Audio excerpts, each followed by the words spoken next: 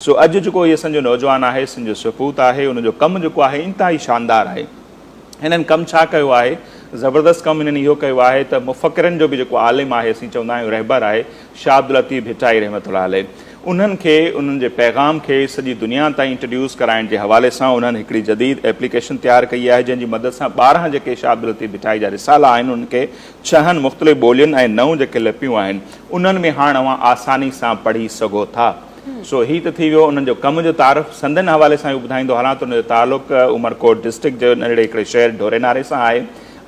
गुज़िरियल हफ़्ते मूं उन्हनि खे टेलीफोन लाइन ते वरितो हो ऐं उन्हनि खे रिक्वेस्ट कईसीं तो असांजे स्टूडियो में अचनि। सो उन्हनि जी तमामु घणी महिरबानी आहे जो अॼु हू ढोरे नारे खां हिते कई आया आहिनि ऐं उहे असांजा महिमान आहिनि राजा सांध जन इहो शानदार कारनामो सर अंजाम ॾिनो आहे। सो राजा भा अव्हांखे पंहिंजे प्रोग्राम में असीं भलीकार चऊं था लख लाइक़ अवां एतिरो पंध करे आया ऐं एॾो ज़बरदस्त कमु करण ते बि अव्हांखे वाधायूं हुजनि। बिल्कुलु मोटिवेशन सभिनी खे मिलंदी जेको तव्हां कमु कयो आहे तव्हां मां सभु इंस्पायर थींदा।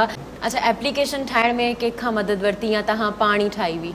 इनफरादी तौर पे ज़ाती तौर पे कुछ दोस्तन माली मदद कई फ़नी मदद कई जेका भी उन्हनि पहुंची सघी उहा मदद कई सभिनी खे बि जस हुजे जो हिन ज़बरदस्त कम में मदद कई। सो हाँ राजा भा जेके भी असांजा ॾिसंदड़ आहिनि उहे ज़रूरु सम्झणु चाहींदा कुछ के ख़बर पइजी भी वई आहे। मूं प्रोग्राम खां पहिरियां मूंखां पुछो पियो त केतिरा माण्हू ॾिसी चुका आहिनि हींअर ताईं। सो सुठो तादाद आहे केतिरो आहे उहा पाण ॿुधाइजो।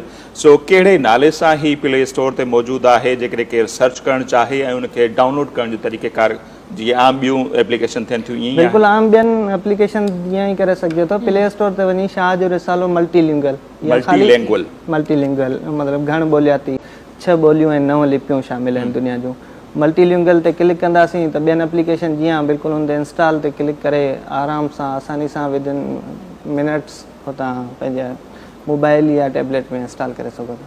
अच्छा यो सिर्फ प्ले स्टोर ते है या ऐप स्टोर ते भी मौजूद है? प्ले स्टोर ते है। आईफोन ते काफ़ी दरख्वास्तूं आयूं आहिनि काफ़ी माण्हुनि गुज़ारिश कई आहे पर उन जूं वरी जेके घुर्जूं आहिनि उहे काफ़ी मथे आहिनि। उन जे लाइ हिकिड़ो मैकबुक खपे आईफोन खपे जंहिं ते उनखे टेस्ट करे सघिजे आईपैड खपे पर माली हालतूं अहिड़ियूं न आहिनि जो इहे सभु शयूं अरेंज करे सघजनि। पोइ जेकॾहिं केरु सपोर्ट करणु चाहे त पोइ उन ते भी आराम सां अची सघे थो। कम तमामु घणो आहे ऐं जेकॾहिं अंदाज़न इन ते केतिरो ख़र्चो ईंदो जो खोड़ असांजा अहिड़ा ॾिसंदड़ हूंदा ही त अवां पंहिंजे लाइ कोन पिया कयो पंहिंजे रहबर लतीफ़ जे लाइ पिया कयो उन जे पैगाम खे।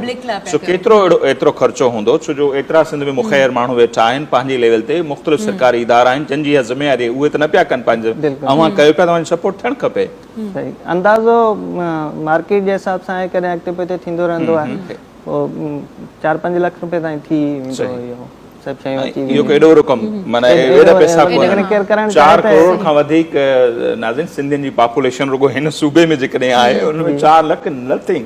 हिकिड़ो माण्हू बि जेकॾहिं अवां मज़ा को बि अॻिते ईंदो थी नौजवान जेको आहे अञा ज़बरदस्त कमु कंदो ऐं आईफोन में बि अवांखे प्लेटफॉर्म ते असांखे एप्लीकेशन मिली वेंदी ज़बरदस्त।